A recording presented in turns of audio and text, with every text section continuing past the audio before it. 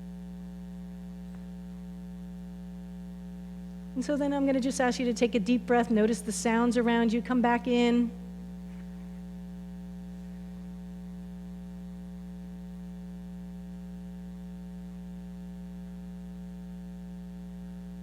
And then open your eyes.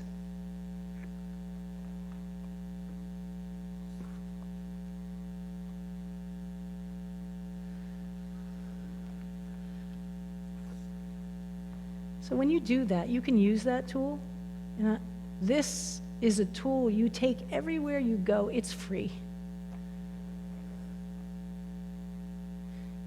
The challenge is when you're having struggle in your life, sit down and be with that. What's going on with me? Just inquire. Breathe through it. And one of the things that helped me this week as I was doing the planning the talk, I would literally, as I'm breathing, like gently, I would start to accentuate it because my body, it was like I couldn't contain it. So that I would go,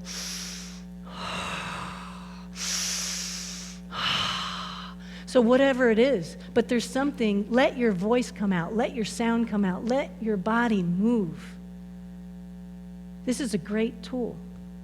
So when you find, what are, nope, I'm not going to ask that question. Okay, got it. But basically, you know what it feels like when you attach. You know what it feels like when you're in resistance. You know what it feels like when somebody's sharing a viewpoint and you're already formulating what you're going to say next, and you're not even listening to them. You know it.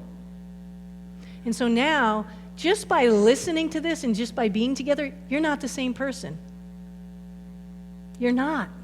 You can't do it the same way again because we're resetting your computer system now.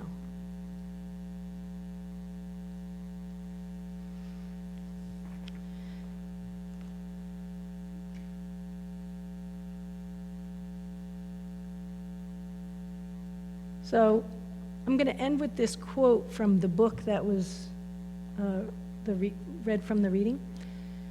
It's by Matt Kahn, and I love this quote. Remember, despite how open, peaceful, and loving you attempt to be, people can only meet you as deeply as they've met themselves. And oh, by the way, you can only meet people as deeply as doing the deep work yourself.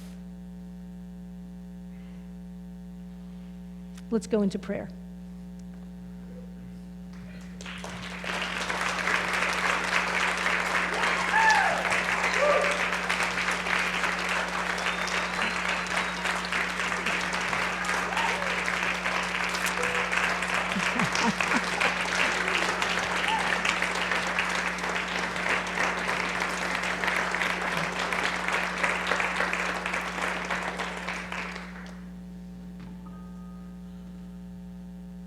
So we take a moment out to just take a breath. Feel your body on the seat. Feel the people next to you. Feel this room and the energy that's swirling around it. Your body's a vessel just taking it all in.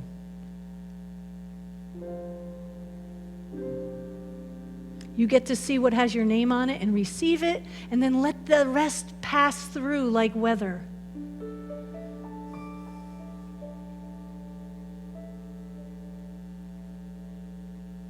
What I know is true is that we're all connected.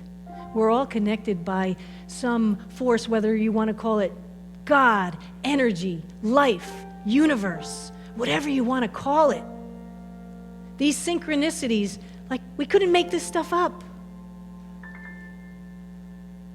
If we pay attention, if we're awake, aware of our own self and our puzzle piece in the equation, we see what's happening.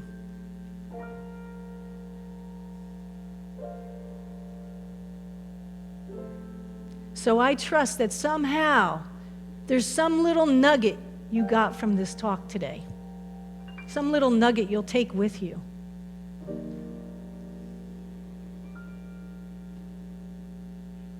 I give thanks for all of life. I give thanks for all of you that have come here today, and I just send you all a special blessing, whatever's going on in your life.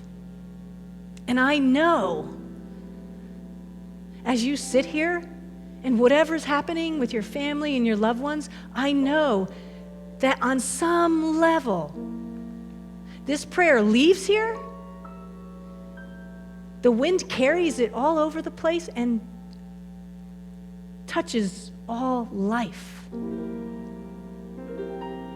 so it touches all teenagers when they're going through turmoil. It touches when people are going through surgeries and have health issues. It touches all the anxiety and fear running around. It touches all of that with a blessing. And like I used to do to my mother when I felt so helpless, I would sit in California and I would extend my arm out all the way to New Jersey in my mind. And my fingertips would touch her forehead and send her a blessing. We have powers beyond anything we could possibly imagine. And we're all at different stages of learning, that's all. So I invite you, as you go out of here today, to walk like you are a living, breathing prayer. To walk like you have enough inside of you. To walk like you matter. To remember who you are.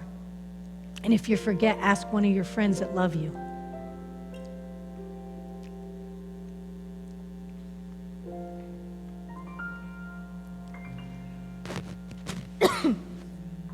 So we let this prayer go. We give thanks for all of it, knowing it touches all life. Life is precious. And together, so it is. Amen.